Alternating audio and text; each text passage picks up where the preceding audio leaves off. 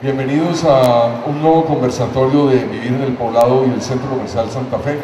Estamos muy complacidos de tenernos esta noche con nosotros. Hoy el tema es un asunto que ocupa y en algunos casos preocupa a la mayoría de las personas. Cómo educar a los hijos, cómo ser papás ocupados, sin culpa y en paz. Algo que de cierta manera puede torturar a algunos, pero que hoy con la charla de la doctora Olga Betancourt veremos que no es tan complicado ni tan apabullante como pueda parecer en primera instancia. Olga, doctora, bienvenida, ¿cómo está? Muy bien, muchas gracias. Feliz de estar aquí. La doctora Olga Betancourt es psicóloga de la Universidad San Buenaventura de Medellín y tiene una maestría en Dirección y Pensamiento Sistémico, y durante los últimos, bueno, no voy a decir los años, pero desde 1980 ha adquirido una valiosa experiencia profesional como psicóloga clínica con intervención terapéutica en personas, parejas, familias y grupos. Y asimismo, desde el 88, trabajando en formación para la dirección, en coaching, en todo lo que tiene que ver con cultura organizacional. La doctora Olga Betancourt tiene esa experiencia que uno añora cuando tiene que resolver los asuntos relacionados con la crianza de los hijos. Antes de que se me olvida, porque siempre se me olvida, debo recordarles que ustedes pueden llenar las hojitas que les dimos y dejarlas en la silla. Personal del centro comercial las recogerá al final. Bueno, ¿por dónde comenzamos, doctora Olga? Será por las mamás y los papás ocupados en este momento. Mamás y papás que deben estar en camino y que por múltiples ocupaciones no han llegado. Empecemos por ahí, si quiere. Sí, hay una cosa muy especial. Yo me he pasado la vida acompañando a las personas en sus momentos quizás no de máxima expresión y felicidad, sino cuando la vida nos pone y nos plantea un problema. Y algunas de las terapias o ayudas que hacemos a veces es invitarlos a ir atrás en su historia, a visualizar su infancia, a decir, ¿cómo me sentía yo? ¿Cuál era mi casa cuando yo tenía 5, 6, 7 años? ¿Cómo era esa niñita, ese niñito? ¿Cómo lo veo? Que tenía miedo, ¿qué decía en sus ojitos? Y casi siempre las personas dicen, se siente muy solo, me hubiera gustado que mi mamá estuviera, me hubiera gustado que mi papá llegara, me hubiera gustado, a veces me pasaba horas en la ventana esperando que ellos aparecieran y finalmente me tenía que dormir sin que llegaran. Y eso ha sido quizás una de las motivaciones que me ha llevado a decir, tenemos que pensar como papás hoy que mañana nuestro hijo va a sentir lo que nosotros hoy estamos imprimiendo en su alma, estamos dejando en él. Ese ha sido mi interés en el trabajo de los padres ocupados. Y después ese hijo nos reclama, entonces viene la culpa y todos hubiéramos querido sentirnos más en paz. Quizás nunca vamos a estar satisfechos de haberlo hecho perfecto, pero ¿cómo hacerlo mejor hoy cuando somos papás, cuando tenemos en nuestras manos a los hijos? Ese es el tema que tenemos hoy. Bueno, entonces les pregunto directamente, ¿cómo ser un papá ocupado o una mamá ocupada sin sentirse culpable y vivir en paz? Haciéndolo bien, súper bien. Entonces, ¿cómo hacerlo bien si siempre como papás decimos, yo hago lo mejor? Y yo siento que hoy, más que nunca, tenemos 3 o 4 circunstancias que nos invitan a hacerlo mejor. ¿Qué es hacerlo mejor como padres? Dejar una huella en el hijo, en la que se sienta invulnerable ante el mundo. Cuando yo me siento realmente amado, cuidado, protegido, cuando yo me siento importante para mi papá, para mi mamá, yo creo que tengo un escudo protector para estar en cualquier lugar. Quizás los miedos que tenemos vengan de esa infancia en la que a veces nos sentimos que éramos tan importantes. Hacerlo bien significa dejar esa huella, esa invulnerabilidad. Volver invulnerables a los hijos. Sí. Bueno, usted habló de 3 o 4 circunstancias que hoy en día tienen que ver con con este proceso de ser papás ocupados, sin culpa y en paz. ¿Cuáles son esos puntos? Hablemos de una circunstancia muy especial. Yo me siento muy feliz como mujer de estar viviendo en esta época, en este momento. Si miramos atrás, 50, 100, 200 o 5.000 años, en los últimos 5.000 años, antes nunca las mujeres habíamos tenido la posibilidad de ser dueñas de nuestra vida, tanto como lo somos en este momento. Tenemos la posibilidad de hacer lo que queramos, de viajar solas, de comprar, de vender, de decidir, de tener los hijos que queramos tener, de elegir a quién amar, de elegir también cuándo dejar una relación o una pareja. Tenemos una autonomía total, digámoslo así, en principio. Pero yo me pregunto, entonces, ¿por qué estamos sufriendo tanto? ¿Por qué nos enfermamos más ahora? ¿Por qué nos sentimos tan solas? ¿Por qué nos quejamos tanto de no tener una pareja al lado que nos respalde y nos dé fuerza en algunas ocasiones? ¿O por qué nos quejamos de la pareja cuando la tenemos? Entonces, primera circunstancia, un momento muy especial para las mujeres. Tenemos la grandísima capacidad hoy de hacer lo que queremos con nuestra vida. Y a veces no veo a la gente, no veo a las jóvenes, por ejemplo, ejerciendo ese derecho de hacer de su vida una realización. El segundo evento venga, más despacio. No podemos pasar por alto esto que está diciendo de que solo en este momento las mujeres son mujeres. No, mujeres no, dueñas de la vida. Es la primera vez que no somos media naranja, sino una naranja entera. Es la primera vez que no tengo que necesitar a otro como complemento, claro que sí, como compañero, claro que sí, como amor. Voy a decirlo así, es la primera vez que no tengo que entregar mi vida, sino que puedo elegir entregar mi amor. Hay una diferencia entre entregar la vida, ponerla en manos de otro, y ahora lo que voy a hacer es elegir a quién le entrego mi amor, porque mi vida me pertenece. Pero entonces es la primera vez. Sí, hay una contradicción, usted lo dijo ahora, es este momento, pero las mujeres se quejan, y me supongo en su práctica profesional usted escucha todo tipo de quejas.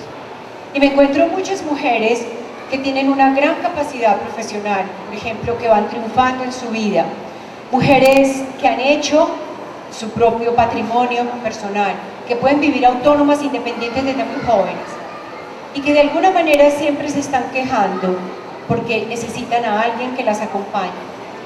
Y yo a veces les propongo, cuídate más, quiérete más, empieza a hacer por ti, dedícate más tiempo a cuidar tu cuerpo, tu alimentación o tu ejercicio, disfruta, viaja. Y me dice, ¿y con quién voy a viajar? Sola.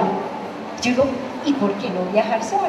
Es que puedo viajar sola, puedo ver. Incluso, fíjense que esta es una época muy linda en la medida en que una mujer, por primera vez, digámoslo así, en nuestra sociedad puede tener un hijo, ella puede criarlo y responder por él. Si lo tenemos todo, porque aún no nos hemos dado cuenta que tenemos la primera tarea, hacernos felices. Esa es mi pregunta. ¿No será que las mujeres siempre quieren de lo que no hay? Pregunta, puse comillas. Puse unas comillas grandotas. Yo creo que las mujeres aún no hemos acabado de darnos cuenta lo grandes y maravillosas que son. Eso es lo que no nos hemos acabado de dar cuenta todavía. Y que ya no somos media naranja, todavía nos seguimos creyendo el cuento de las abuelas y no nos damos cuenta que hoy podemos vivir nuestra propia vida felices por nosotras mismas. Que no son una media naranja, sino una naranja entera. Sí. Bueno, el segundo... Y una naranja entera rueda. ¿Una naranja entera qué? Rueda. Ah, bueno, yo entendí que madura. Venga, el segundo aspecto. Estamos hablando del primer aspecto, la circunstancia específica contemporánea de las mujeres, única en la historia. El segundo aspecto. El segundo es nunca habíamos tenido a nuestro lado hombres que tuvieran tanta capacidad de comprometerse en la crianza de los hijos y en la vida del hogar. Quizás es el primer momento en que los hombres tienen por sí mismos un interés grandísimo de asistir, por ejemplo, a los cursos prenatales, de asistir en el parto, de cuidar el bebé, de acompañar la crianza del hijo, de ir a los colegios y enterarse cómo va el niño, cuál es su crecimiento y su desarrollo. En estos días me comentaba una amiga que fue a dictar una conferencia en una guardería, decía, es la primera vez que veo realmente parejas no eran mamás y unos cuantos papás, eran parejas. Y también estoy segura de que muchas veces los hacemos peores las mujeres por criticarlos, echar tanta cantaleta. Cantaleta, me suena esa palabra. Cantaleta. Cantaleta. Porque además siempre queremos que sean mejores. Entonces, ¿tú por qué no haces? Entonces, si se levanta por la mañana, ya le decimos que entonces, ¿por qué se duerme tan temprano por la noche? Quieren de lo que no hay. Se va a levantar por la mañana. ¿A qué le achaca eso? Que haya una especie de generación de hombres que tengan ese interés tan particular y tan firme por la crianza de los niños. Cosa que no pasaba en otras épocas. Sí, claro. Es que yo pienso que antes estuvimos mucho más polarizados los sexos y nos vamos acercando. Las mujeres hemos desarrollado algunas competencias masculinas y las necesitábamos desarrollar para hacernos dueñas de nosotras mismas. Pero los hombres vienen desarrollando unas competencias femeninas. Ustedes han visto que ahora hay más cursos de culinaria para hombres que para mujeres.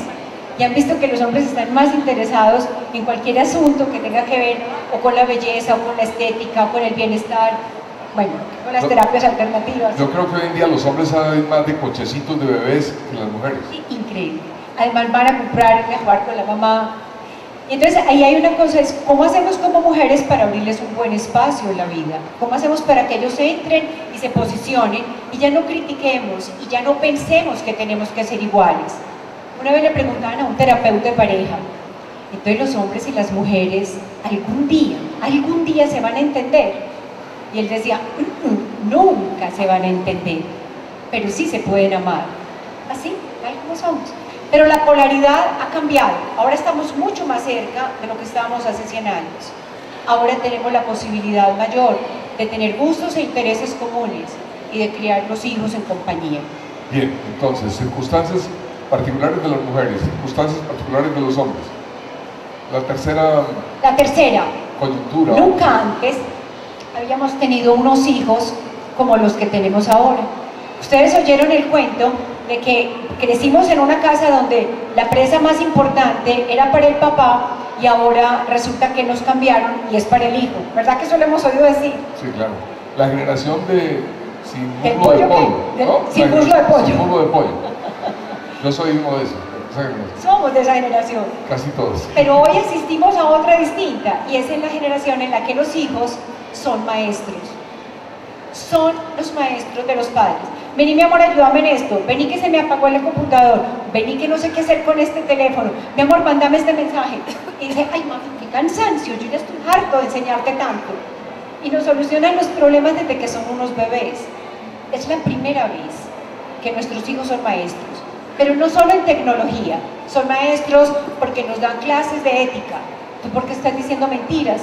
Nos dan clase de trato social, de interacción. ¿Tú por qué tratas a esa persona así? ¿Acaso todas las personas no son iguales? ¿Tú por qué dijiste eso, papá, si no es verdad? ¿Tú por qué dices que tienes dolor de cabeza si estás triste? Yo sé que tú estás llorando porque él no vino ayer. Los niños tienen una intuición, una inteligencia, una sensibilidad.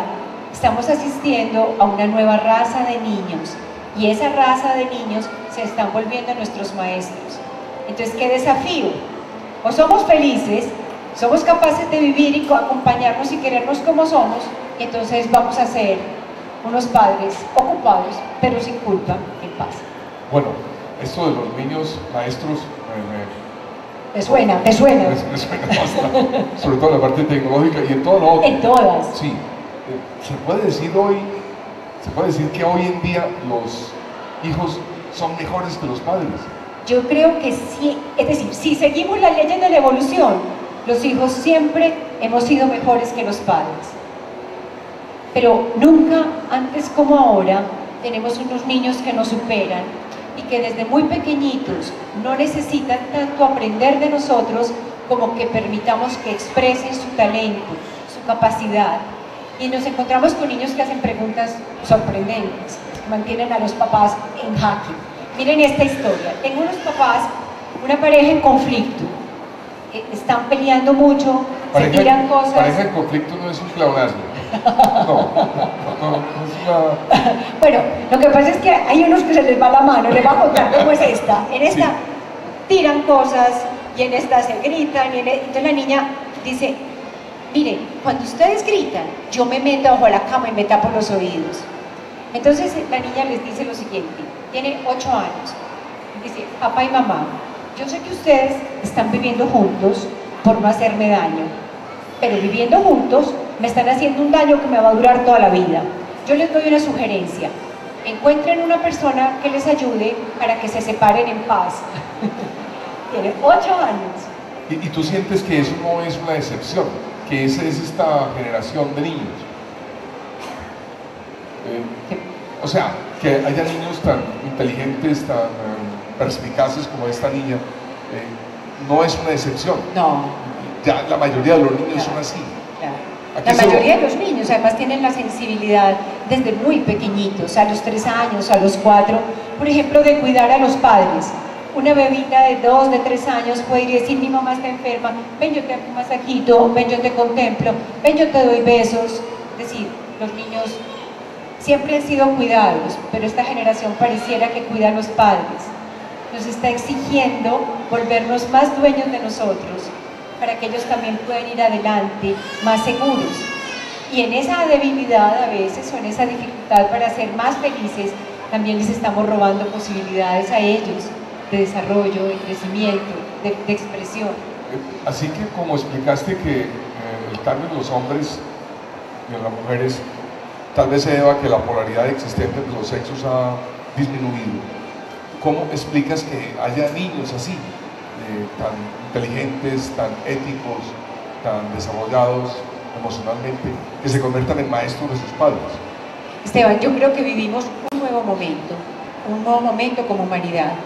Y si miramos 100 años atrás, nos damos cuenta que la mentalidad quizás de nuestros abuelos o bisabuelos era todavía muy infantil.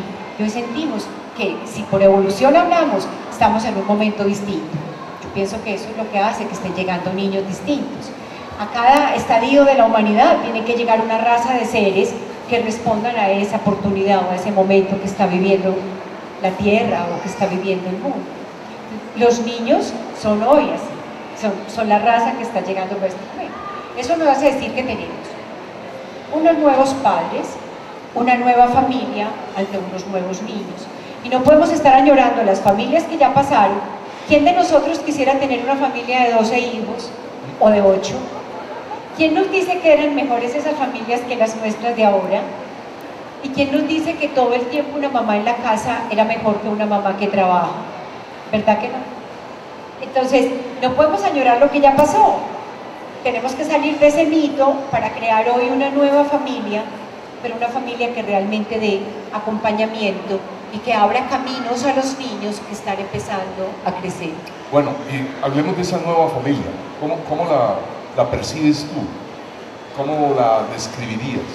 Mira, yo la percibo como un papá y una mamá que se están buscando a sí mismos, están buscando su felicidad, que realmente quieren concatenar todos los aspectos de pareja, porque hoy queremos ser amigos, hacer el mismo, a veces trabajamos juntos, hacer el ejercicio juntos, entonces queremos concatenar muchos aspectos de pareja, a veces llenando vacíos de las parejas de los padres que tuvimos antes. Y en esa medida también somos unos padres supremamente ocupados. Tenemos muy poco espacio para estar en familia, para estar con los hijos. Yo creo que muy poquito tiempo para perder el tiempo. Lo que nos está faltando es tiempo para perder el tiempo. Pero son unas familias que generan muchas más posibilidades a los hijos, indudablemente. Las parejas que inician estas nuevas familias son mucho más jóvenes que las de antes. O sea, ya los padres son 10 o 15 años más jóvenes que los padres de antes. Antes las parejas se casaban 30, 35 años, ahora hace rato se ha superado eso, ¿o no? También pienso que hay otras parejas que están teniendo la posibilidad de formarse a mayor edad, precisamente porque tienen un campo muy amplio para expresarse. Entonces las mujeres quieren estudiar y viajar, y ellos igual formarse o hacer posgrados, y las parejas se hacen más tarde. Hay muchas personas que no tienen ninguna dificultad de decir, mi primer hijo viene cuando yo tenga 37, 38, 40, y se ve bien, pero mi abuela a los 23 ya estaba quedada cuando se casó, ¿verdad? Ok, cierto. Entonces tenemos mujeres dueñas de sí mismas, hombres que tienen una curiosidad por la crianza de los hijos, niños que son maestros de sus padres, más inteligentes, más éticos, más sensibles, una nueva familia. ¿Cómo hago para vivir en paz, sin culpa, en esa nueva familia y criar a los niños? Si yo soy un padre ocupado, lo único que tengo que saber es que hay algo que es irreemplazable. Comencé por una anécdota a decirles, la huella más importante que está en el fondo de cada uno de nosotros y que más correlaciona con la felicidad, con la salud y con la realización, es la relación que tuvimos con los padres y la seguridad que ellos nos dieron. Entonces, si casi no tengo tiempo, ¿cómo hacerlo? ¿Cómo hacerlo bien?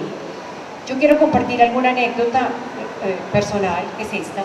Yo fui una mamá ocupada. En una época de mi vida, crié a mis hijas yo sola y trabajaba independiente, lo que genera un nivel altísimo de incertidumbre. Yo nunca sabía qué iba a pasar al mes entrante, ni cuánto me iba a ganar a la siguiente semana. Sin embargo, eso hizo que tuviera un nivel de estrés muy alto. Y unos años después, cuando empecé a evaluar qué había pasado, fue que sentí realmente interés de acompañar a los padres en esta tarea, porque descubrí que no había sido el tiempo, que lo que realmente no había logrado era la paz suficiente para tener una presencia poderosa en mi casa, en mis hijas. La paz. Y esa paz es que uno, mientras los hijos crecen, tiene mucho que pensar. Que mi pareja, que si la plata, que si el apartamento, que el trabajo, que mi jefe, que el proyecto nuevo, que lo que la empresa está comprando. Entonces, la cabeza siempre está en otras cosas. La primera es, si yo tengo hijos, mis hijos son una prioridad tan importante en mi vida como lo es mi agenda, como lo es mi proyecto. Y la segunda es, yo tengo que generar una paz que me permita darles la atención y presencia necesaria, suficiente, para que él se sienta importante. A veces las mamás que trabajamos llegamos a la casa a hacer gerencia. Bueno, mis amores, dientes, pijama, cama, ¿ya hicieron las tareas? No, yo no soy gerente en la casa, yo soy mamá. Solo una mamá cobija, solo una mamá abraza, solo una mamá hace masajitos en los pies, solo una mamá da la certeza de que yo soy importante. Yo les digo que yo he visto niños criados por abuelos, que los aman muchísimo, pero los niños siempre necesitan ser amados por los padres. He visto niños criados por excelentes niñeras, pero los niños necesitan ser criados por los padres. Y criados no es hacer la comida, sacar la ropa, planchar la ropa y lavarla. Criados es acompañados, alguien que se interese realmente por ellos. Eso es lo que siento. Es el interés real en el hijo. Hablas de prioridad. Los hijos deben ser una prioridad si yo quiero vivir, ser un papá ocupado, en paz y sin culpa. Háblanos más de eso. ¿Cómo defino yo mis prioridades en un mundo que me está aplastando y exigiendo que mis prioridades sean otras? Ok, pero en esa prioridad yo tengo que tener un espaciecito todos los días que sea para mis hijos. Es decir, yo puedo decir, yo llego todos los días a la casa antes de que se duerman, yo te acompaño a dormir, yo te pregunto cómo te fue en el día, yo te escucho cuando me cuentes tu cuentecito, cuando me cuentes qué pasó con tu amiguito, cuando me cuentes qué pasó en tu clase de hoy. Porque a veces estamos con tantas cosas que digo, bueno, acuéstese pues ya, mañana me acaba de contar. Y lo único que tenemos que hacer es escucha, genera atención y está ahí cuando estás ahí. Por más que después de que él se duerma, vuelvas a abrir el computador y vuelvas a trabajar.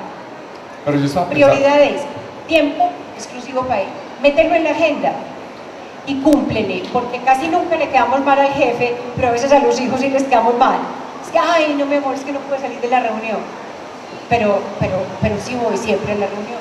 Yo estaba pensando más que en esa prioridad, que es pues, un tema crucial, en la prioridad de las parejas de vamos a tener un hijo. ¿Cómo se define esa prioridad? Yo tengo la certeza de que cuando tomamos la decisión a veces no lo hemos pensado, pero la prioridad es, y yo a veces le pregunto a las parejas, ¿tenés el tiempo en tu vida y la motivación para abrir un espacio grande a todas las cosas que estás haciendo? Si estás full con tus actividades, tenés un espacio para dejar casi que el tiempo libre que tú tienes en función de otro. O sea, ¿qué tanta disposición tenés de abrir espacio en tu tiempo libre? Entonces hay parejas que me dicen, yo no voy a tener hijos porque yo quiero viajar, yo no voy a tener hijos porque quiero hacer otro posgrado. Lo que no es posible es tener hijos y entonces hacer el posgrado, y entonces irme de viaje, entonces montar la empresa, entonces el hijo queda esperando un ratico por allá. Si llega, tiene que tener un papel importante, un lugar. Y si es un hijo no, ¿cómo se dice? No deseado. Yo tengo la certeza de que todos los hijos son deseados. Porque una mamá siempre, miren cómo se lo voy a decir, finalmente las mujeres tenemos en nuestras manos la vida o la muerte. Y cuando uno tiene un hijo, de alguna manera ha elegido traerlo. Lo que todavía no tiene claro es que al traerlo tiene que abrir un espacio para recibirlo. Y más aún, comprender la implicancia tan grande que tiene crear en él una huella que lo haga invulnerable ante el mundo, fuerte, sano. Muchas veces las enfermedades de la adultez, de las personas mayores, tienen que ver con las infancias, solas o vacías. Y muchas veces el fracaso o la dificultad para ir adelante en la vida tiene que ver con la inseguridad que uno genera cuando es niño. Pienso en hombres y mujeres que están comprometidos con su trabajo, con su carrera profesional. Para ellos reciben una cantidad de satisfacciones desde el punto de vista económico y también emocional. Cambiar esas satisfacciones económicas y emocionales por lo incierto de tener un hijo no es una decisión muy complicada, muy difícil. ¿Y será que es lo mismo tener un hijo que tener un éxito en el trabajo? ¿Será que un abrazo de un hijo le da a uno la misma satisfacción que un logro en el trabajo? Yo siento que como seres humanos lo necesitamos todo. ¿Será que yo puedo cambiar una pareja para trabajar siempre? ¿Perderme la posibilidad de compartir mi vida con alguien? ¿No será que es un complemento y no una exclusión? Pero eso, entonces, Esteban, ¿cambiarías tus hijos por tus logros profesionales? No, por supuesto que no, pero porque ya lo sé. ¿Por qué? Porque ya fui padre y sé, o soy padre y sé lo que significa. Pero estoy pensando en una pareja que apenas está iniciando, no sabe lo que es el abrazo de un hijo o lo que es estar con un niño, sino que sientes, me va a quitar tiempo, no puedo volver al gimnasio, me voy a gastar más plata, me voy a quedar más gorda, me va a dañar el cuerpo, sí. Bueno, y todo eso no voy a poder no voy a poder aspirar al cargo más alto que quiero, me voy a tener que vivir en esta ciudad. Bueno, ¿cómo hace una pareja para decidir esa prioridad? Me interesa mucho lo de la prioridad porque tengo la sensación de que si se hace bien la escogencia de la prioridad, se garantiza de alguna forma una buena crianza de los niños. Yo pienso que uno nunca lo sabe, además porque tú nunca sabes la exigencia que vas a tener y la cantidad de sorpresas que trae un hijo. Lo único que tiene que haber es una disposición, una disponibilidad a interesarse por otro después de interesarme por mí. Porque un hijo, entre otras, un hijo siempre es un maestro, siempre. Y si son mejores que yo, pues son más poderosos como maestros. Yo soy mucho mejor hoy, después de haber criado 2 hijas, que si no las hubiera tenido. Ellas no solamente me han enseñado a amar, ellas no solamente me han exigido mucho en atención y en compañía, sino que me han confrontado profundamente. Ellas me han hecho ser mejores, vencer mis temores, mis inseguridades. Ayer me decía mi hija, mamá, es que siento que tienes temple de acero en las venas y por eso has podido hacer tu vida. Entonces yo le decía, y tú has sido quien me ha enseñado a hacerlo y por eso hoy puedes ir adelante con tu vida. Es decir, ¿quién le ayuda a quién? Ella me hizo ser mejor. Yo no podía quedarme en mitad del camino, tenía que seguir porque ella estaba ahí. Ha sido mi maestra y mi impulsora, mis maestras. Sin darte cuenta estás diciendo una blasfemia, la disposición a ser padres. O sea, no es natural que las mujeres sean madres. No, yo creo que... ¿Cómo hiciste antes de responder? Porque yo tengo la certeza de que no es un asunto, pues desde el punto de vista biológico, por supuesto, pero es que la implicación de ser madre no es biológica. O sea, el instinto maternal no es un asunto... Pues por supuesto que existe, pero eso es solo mamífero y biológico, pero es que somos más que mamíferos. y mucho más allá de lo afectivo, la capacidad de acompañar a un hijo a autorrealizarse.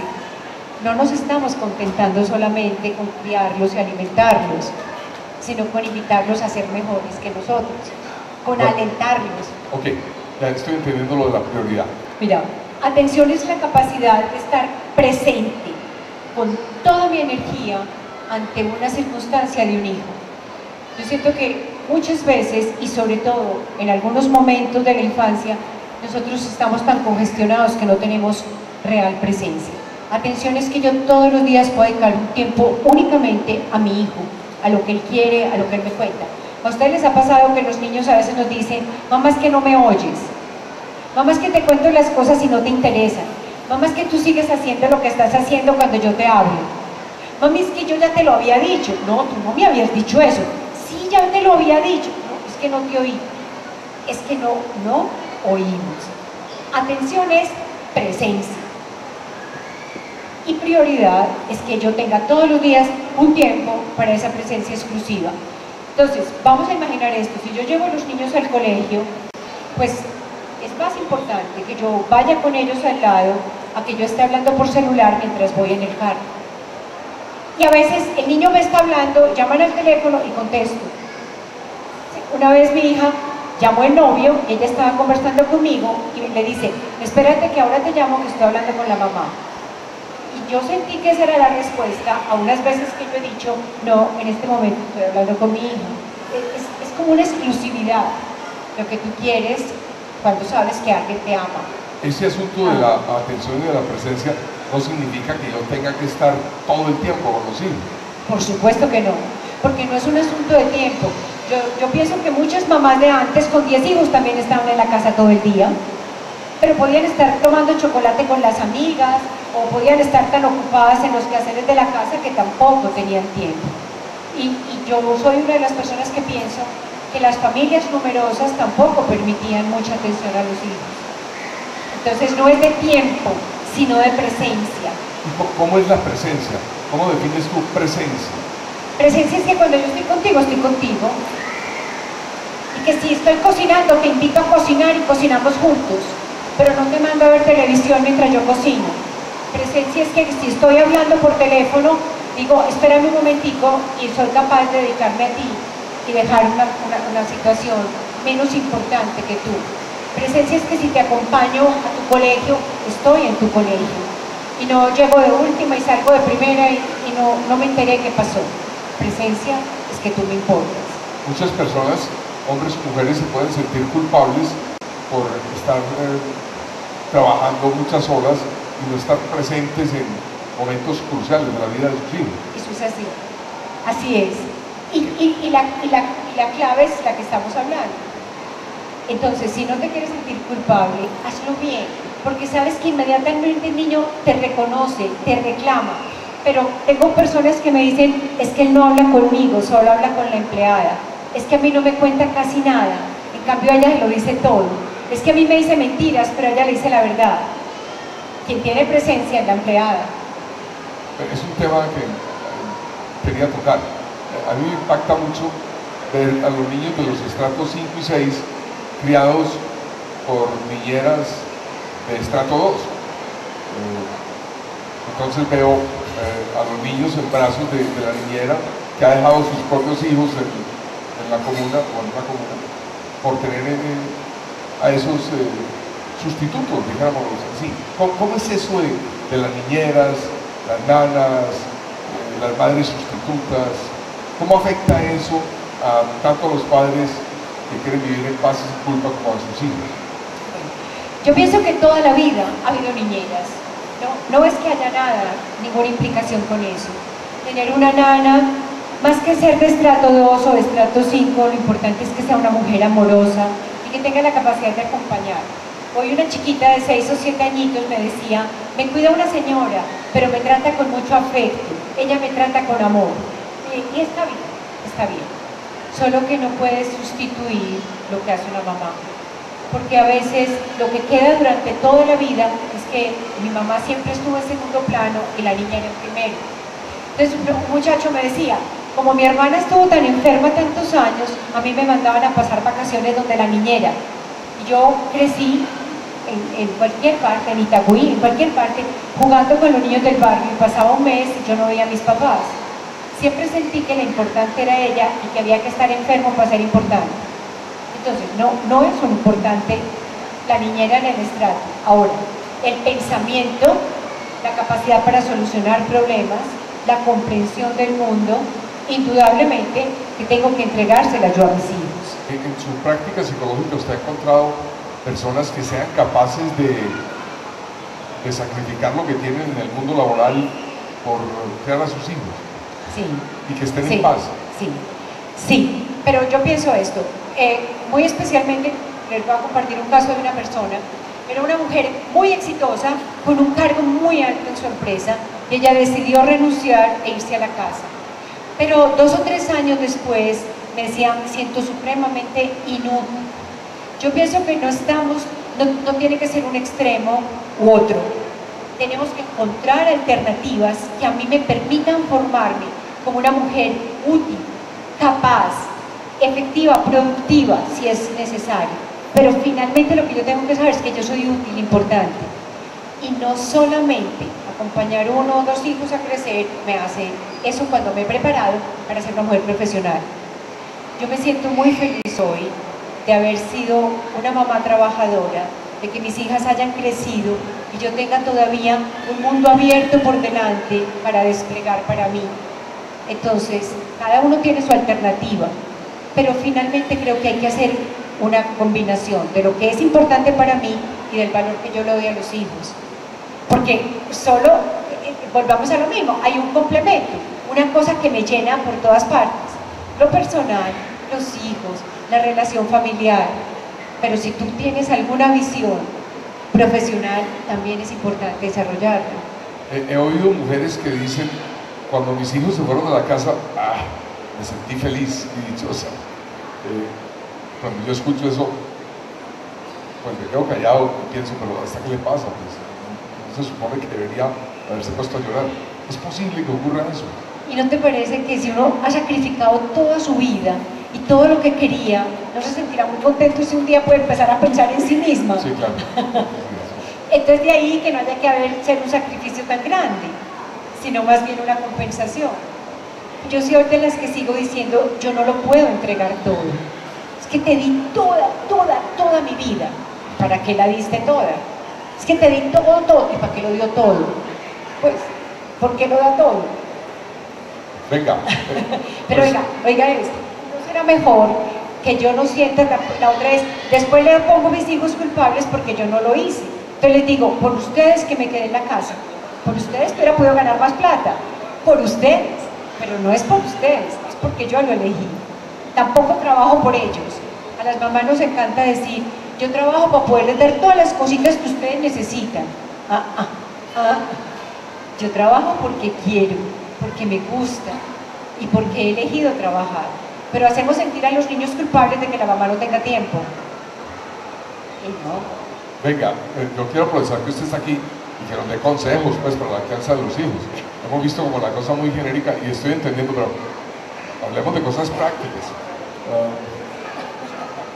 ¿Por dónde empezaría usted? ¿Qué consejo me daría si yo como padre, con una vida profesional intensa, o me siento mal pues por no estar, no me siento mal, me importa un pepino lo que pase con mis hijos, pero paso por aquí y escucho lo que usted está diciendo y me siento tocado y culpabilizado?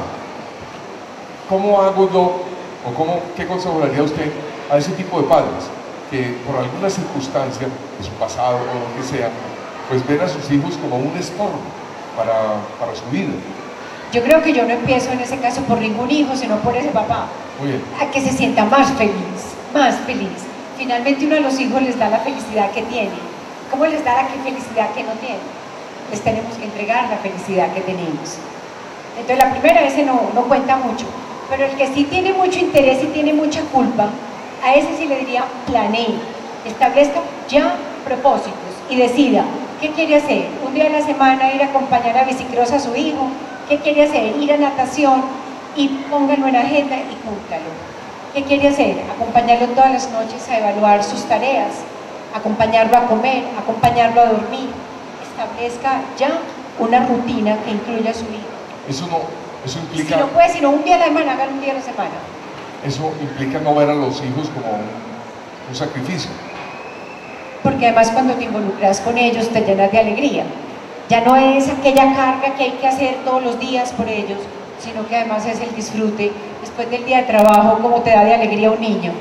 Sí. O sea, un niño quita toda la carga si uno lo mira con tranquilidad. Bueno, yo voy a aprovechar y voy a pedir un consejo práctico. Mi hija tiene 19 años y me dijo la semana pasada que se quería ir en autostop a San Agustín, Huila. Yo pues, por fuera puse una cara de... Le dije, yo he estado 2 veces en San Agustín, pero por dentro dije, pero en autostop a San Agustín, la niña, oh, ¿qué consejo me da? ¿Me voy con ella? No. Esteban, ni riesgos. ¿Qué le empacarías en esa morrada? No, por favor, condones. Sería lo primero. Yo creo que no. No, mentira, estoy exagerando. Ella tiene 19 años y es mucho más grande de lo que tú eras a los 19 años. Es verdad.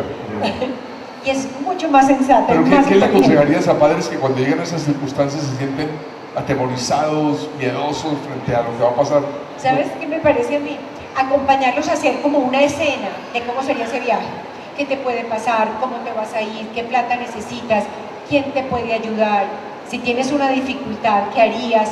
¿Cuáles teléfonos necesitas? ¿Cómo lo vas a hacer? ¿Con quién vas? Es decir, yo lo ayudo a que pinte su nueva realidad. A nosotros como papá nos gusta ser temerosos. Cuidado, no te metas en eso. Sí, de pronto, quién sabe qué te va a pasar. Es decir, uno desalienta a los hijos. Yo creo que es más alentar. ¿Qué querés? ¿Cómo lo vas a hacer? ¿Quién te va a acompañar? ¿Cómo podrías tener algunas dificultades? ¿Cómo las vas a solucionar? Mucho más eso. Es decir, a mí me gusta mucho cuando mis hijas tienen proyectos nuevos, acompañarlas a recrearlos muchas veces en su mente. Entonces, ¿qué vas a hacer? Entonces, ¿cómo te vas a ir? Si vas para Indonesia, ¿qué vas a hacer allá? ¿Y qué problemas podrías tener? Y si no te dejan entrar, ¿qué haces? Y bueno, los recursos. Unos recursos que quizás uno ha ido teniendo en la vida y a ellos les hace falta.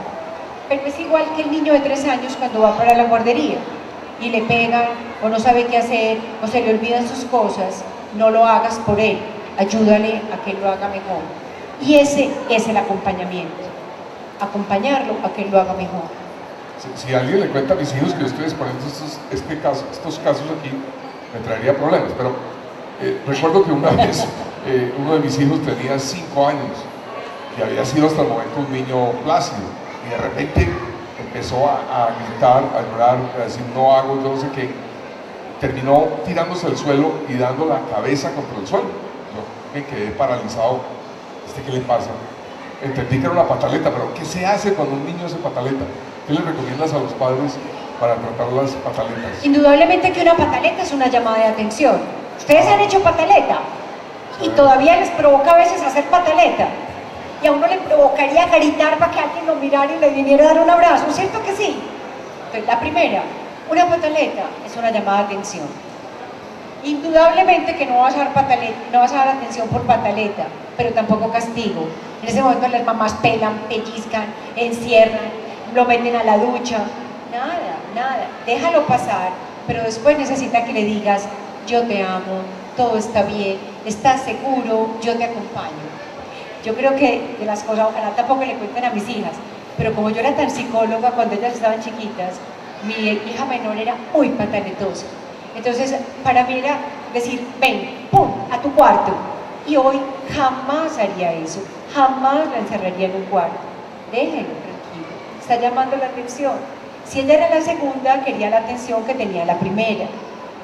Y si la mamá estaba ocupada, pues quería que la mamá le parara bolas. Y si no le para bolas, pues hace más pataleta. Venga, otra. Párele bolas. Otra. Simplemente, eso es un llamado de atención, pues sí. Céntrese, dedíquese. Dele más atención. Muy bien. El cuento de la comida. No. Eso le cogen a uno yo voy a decir lo más feo, lo cogen a uno de mingo. Eso. Y por eso es importante no responder a la pataleta. Pero hay una cosa muy importante, y es esta. Vivimos en una época donde tenemos hijos maestros, pero si los papás no nos ponemos a tono, ellos no solamente nos mandan a nosotros, sino que además dirigen la casa completa. Y ahí es donde perdemos el sentido. Vamos a hacer una conferencia la semana entrante para tú y tu bebé que se llama ¿Quién dirige el norte en casa? O ¿quién señala el rumbo en casa? Algo así. ¿Quién señala el norte en casa? Y es porque hoy los niños han tomado el papel porque los papás lo estamos, digámoslo así, lo hemos dejado. Entonces no solo nos tienen que cuidar, sino que además deciden qué hacer. Y nos manejan con el dedo chiquito. O no tenemos un hijo de 12 años que nos dice que mi mamá es muy boba, muy ridícula, muy mañé, que mi mamá no sabe, que mi papá no hable, que cuidado dice. Entonces, o crecemos, o crecemos. Bueno, venga, yo estaba preguntando por la comida. Bueno, a mí me dieron la comida en la calle, en la acera, me dieron avioncitos, me daba una cucharada a la vecina, me daba otra a mi mamá, me daba otra, es decir, era tal la necesidad de que comiera, que me enseñaron tanto que me he pasado toda la vida aprendiendo a no comer. Finalmente es un asunto de ansiedad de los papás. Tenemos tanta angustia por la comida y damos tantísima atención por eso, que le hacemos la vida de comida al niño como una tortura. Esa es la primera. Yo pienso que comer es un acto absolutamente natural y que uno aprende a comer bien viendo a sus papás comer bien. Para mí lo único importante es que la hora de la comida sea una hora deliciosa. Y además me encanta compartirle a los niños por qué estamos comiendo esto o lo otro. Ahora tengo una nieta que tiene 3 años y siempre le cuento la historia de la lechuga, de dónde viene, la historia de la remolacha, y vamos a verla. Y eso se ha vuelto. Eso es como lo de la cigüeña. Parecido, okay. Parecido. Y la lechuguita, y entonces, y la machita acá disfrutando y aprendiendo. Comer no tiene que ser una ansiedad, tiene que ser una hora de la casa. Y quizás es una de las cosas que como papás ocupados deberíamos siempre tener, establecer unas horas sagradas de comida, aun cuando después tengamos que volver a salir. Pero comer con los niños los ayuda mucho a generar hábitos sanos de comida. Bueno, me salté, estoy así, de la pataleta a la comida. La educación sexual con los niños, hoy en día, en donde toda esta sociedad tan erotizada, tan bisexualizada, ¿cómo se debe abordar la educación sexual con los niños? Si me estoy excediendo en la consulta, después hablamos con el periódico, cancelemos. ¿Cómo se maneja eso? ¿Cómo se debe abordar? Cuando un niño tiene 3 años, ya sabe cómo es la sexualidad de sus padres. Cuando nosotros vamos atrás, en retrospectiva, a través de una regresión o de una visualización, siempre sabemos qué pasaba ahí. Es decir, de hecho nosotros hemos dicho, yo nunca me he imaginado a mi papá, a mi mamá en nada. Pues yo toda la vida los vi sin mirarse, por decir algo. O yo vi que ellos tenían una relación cálida. La sexualidad no se aprende por lo que se dice, se aprende por lo que se vive. Y como padres enseñamos la sexualidad con nuestra propia sexualidad. Y no son los niños los que están erotizados, sino los padres. Y no son los niños los que buscan páginas porno, sino los papás los que pasan hasta la madrugada en las páginas porno. Y no son los niños los que se meten en páginas de travestis y en chats, sino que son los papás. Es decir, yo creo que la idea más que enseñar, y vuelvo con el cuento de la cantaleta, que echar cantaleta es vivir y es ser mejores nosotros para los hijos. Vivimos una época en que ellos necesitan un gran modelo. Los niños de hoy no nos perdonan media. Las de antes queríamos a los papás fueran como fueran. Los de hoy no nos perdonan nada. Ellos quieren unos papás impecables, intachables. O sea, que están aprendiendo lo que uno les está enseñando. Para mí el asunto de la sexualidad es más llenar la vida de riqueza y de vida sexual sana y feliz. Bien, ¿cómo redondeamos esto que vimos de los 4 aspectos que confluyen hoy en día en las circunstancias particulares de las mujeres, de los hombres, los niños como maestros, las nuevas familias, la atención, la presencia? ¿Cómo podríamos redondear eso para darle paso a las personas que quieran intervenir? Entonces, para mí la conclusión sería esta: vivimos un tiempo privilegiado para crear una nueva familia. Tenemos una familia con todas las posibilidades al ser familias más heterogéneas, donde cada miembro tiene la posibilidad de desarrollar su propio proyecto, el padre, la madre, los niños, es una familia más enriquecida. Lo único que tenemos que hacer es centrarnos en ella, digámoslo así, hacer nuestra obra maestra con esa nueva familia. Y si hoy no tenemos la familia que nos soñábamos, o porque hemos tenido una ruptura, o porque ha habido una separación, siempre es posible crear una familia muy feliz, que dé mucha contención y sea muy efectiva, aun cuando no tengamos lo tradicional en casa. No tenemos que añorar otro modelo, tenemos que vivir la familia de hoy. Y otra, tenemos que disfrutarnos los hijos que tenemos, pero teniendo la presencia que ellos necesitan. Los niños de hoy, por ser tan inteligentes, tan intuitivos, tan vivos, o nos acercamos o se van, porque me ha tocado niños que se van para la casa de los abuelos y dicen, ya no quiero ir más con mis papás porque son muy maduros, me voy con de mi abuelo. Entonces, tenemos una oportunidad y al mismo tiempo un desafío muy importante de una nueva familia. Así lo redondeamos. Gracias, doctora Olga Betancourt. Usted nos muestra un panorama maravilloso, donde la vida misma le está dando la oportunidad a estas tres figuras básicas, hombres, mujeres, niños, de ser felices y poder ejercer ese rol divinamente, ¿sí? Sin embargo, yo pienso que hay en este momento otra figura que está tomando mucho protagonismo. Se lo digo con conocimiento de causa por una fundación o entidad a la que pertenezco, y escuchamos muchas llamadas de abuelas o bisabuelas que están en este momento al frente de niños. Y está muy bien, y yo diría que ni siquiera es en los estratos 1 o 2, sino también en los estratos 5 y 6. Muy bonita tu pregunta, muy pertinente, muchas gracias. Pero te quiero decir esto, soy abuela, y quizás el privilegio más grande que me ha dado la vida es ser abuela. Mejor dicho, el máximo desestrés que yo tengo es de pronto ir a las 6 o 7 de la noche a cargar a mi nieta, a jugar con ella, a reírnos juntas. Sin embargo, tengo clarísimo que mi rol de abuela es de abuela. Y yo tomé la decisión, cuando mi hija quedó embarazada y tuvo su hija, de decirle, ahora tú eres la hija, yo soy la abuela, o sea que es hora de que tú tomes eso como mamá y vivas con tu hija. Quizás todas las abuelas incluso dejan a sus hijas, por ejemplo, madres solteras viviendo con ellas y asumen el rol. Entonces yo me pregunto, ¿es porque la mamá no lo asume o es porque la abuela no ha construido un proyecto que la lleve más allá de su momento laboral o de su jubilación?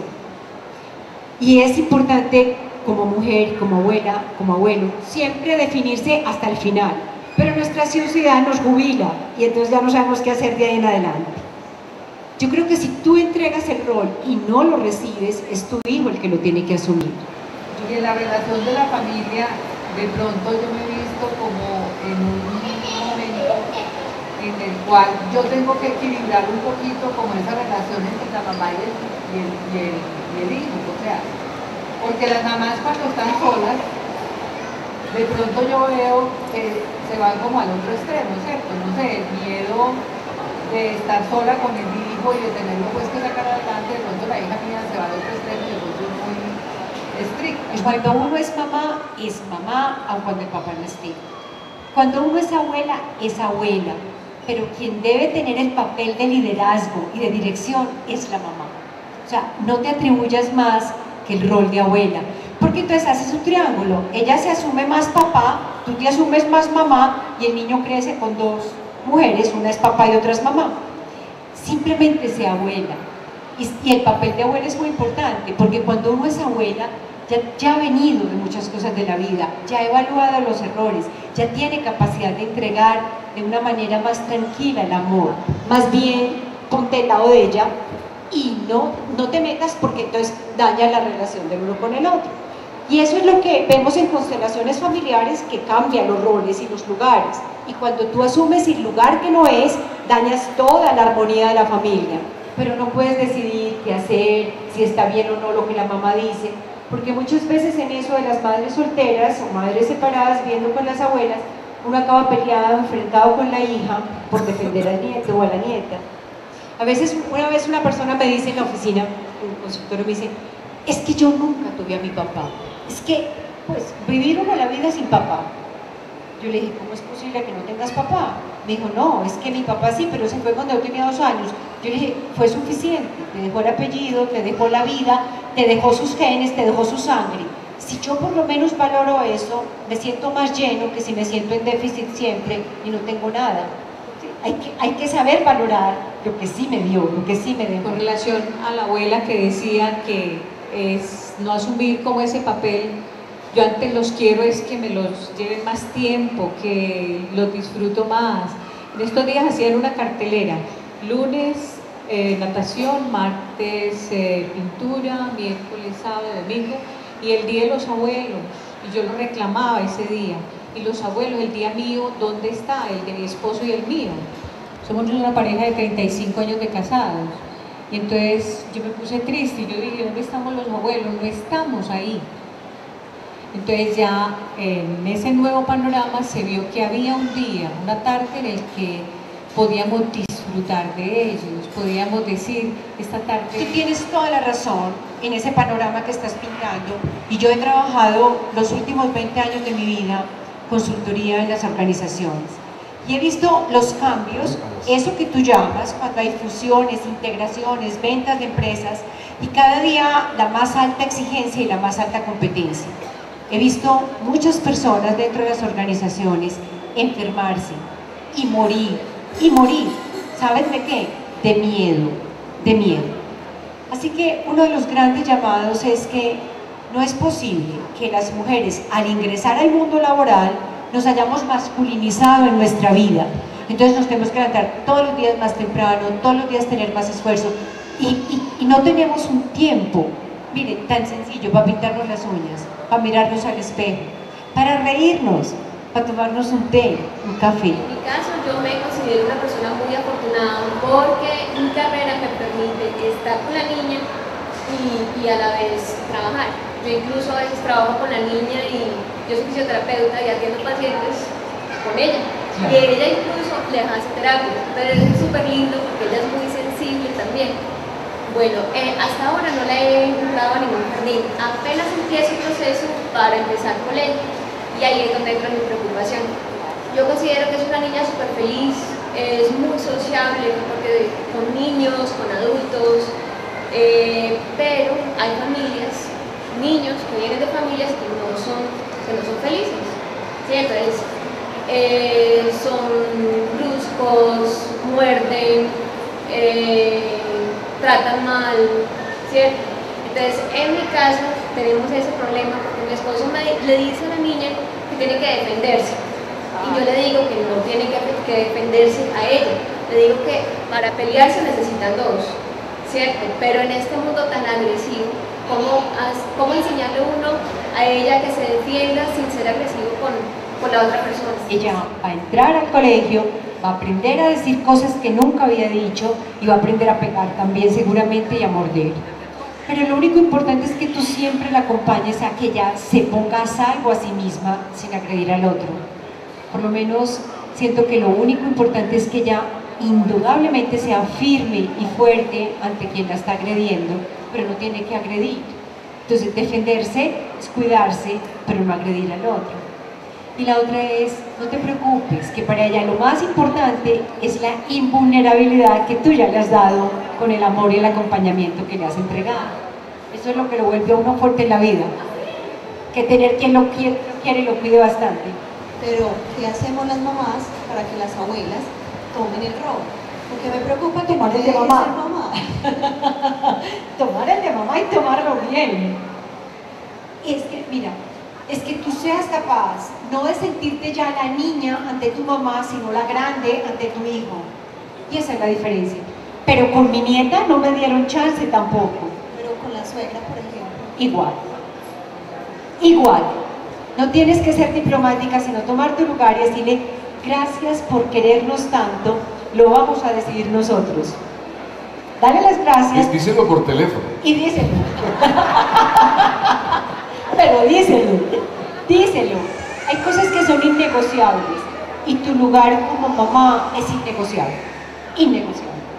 O sea, tómate ese atributo y tómatelo con todo. Las abuelas somos para querer, para cuidar, para acompañar, como dicen por ahí, para malcriar.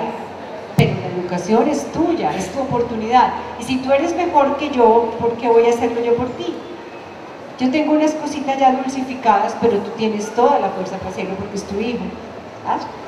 Yo tengo 3 hijos ya muy grandes, una de 18, otra de 15 y un niño de 12 años. ¿Qué hora es niño? Y bueno, pues doctora, mira, como pues bien he sabido, yo creo que ninguno de nosotros como padres ha manejado un manual escrito como decir, bueno, ante esta respuesta, entonces tú tienes que manejar esto. Manual 4, página 5, no, o sea, eso no puede ser así. No existe posgrado, ¿cierto? Lo hacemos ahí con los hijos. Exactamente, doctora. Entonces, mi pregunta pues completa es, a ver, yo como madre sé, tengo la convicción de que cometo muchos errores en la crianza con ellos, pero yo pienso que en esta hora del camino yo no puedo como vivir de esa culpa, porque es que, a ver, ustedes hablaban de ese acompañamiento, de la calidad del tiempo que uno puede pues, tener para sus hijos y que esa calidad del tiempo se cree unos lazos que van a dar frutos en un futuro. Pero doctora, cuando de pronto, pues como uno como madre, como padre, ha cometido tantos errores, entonces ¿Listo? quería que me hablaras como de eso. Mira, es tan claro como esto, no hay un solo papá y una más sola mamá que sean perfectos, solo hay papás y mamás comunes y corrientes. Entonces, dice Bert Hellinger, que es el creador de las constelaciones familiares, dice, mira, la felicidad es solo cuando tú dices, yo tengo un papá común y corriente, yo soy un hijo común y corriente, tengo una mamá común y corriente. No trates de validar que eres perfecta. Lo que yo he logrado con mi propia experiencia es que cada que mis hijas hacen algún reclamo por algo, entre otras, en esto de mamás ocupadas, un día se sienta el novio de mi hija en la mesa de la casa, venía de Bogotá, y mi hija dice algo, bueno, les voy a contar algo que Luz Helena decía. Yo dice, ¿y quién era Luz Helena? Y ella dice, era como mi mamá, porque era la empleada, pero ella era la que me despachaba para el colegio, la que me hacía la lonchera. Y yo estaba ahí. Y yo dije, sí, es verdad, ella era como la mamá. Es decir, no valides nada distinto, acepta, no trates de decir, sí, yo que me mate por ustedes, sino simplemente decir, así era yo, o yo soy una mamá común y corriente, porque ten la certeza de que hiciste lo mejor que sabías hacer en ese momento cuando lo hiciste, así que hoy puedes hacerlo mejor, hazlo hoy mejor, pero hazlo, porque es tuyo. Así que el costo no es alto. Si tú estás alegre cuando ellos llegan, si tú tienes cosas lindas para decirles, si tienes gratitud, si tienes alegría, si tienes abrazos, si tienes amores. Voy a tener que interrumpir. Tú hablas con ella enseguida. Quiero agradecerle a la doctora Olga Betancourt por su espléndida charla de hoy, de esta noche. Y bueno, los esperamos en el próximo conversatorio. Muchísimas gracias. Muchas gracias a ti, muchas gracias al Centro Comercial, a Vivir en el Poblado. También ha sido rico compartir con ustedes en esta noche. Gracias.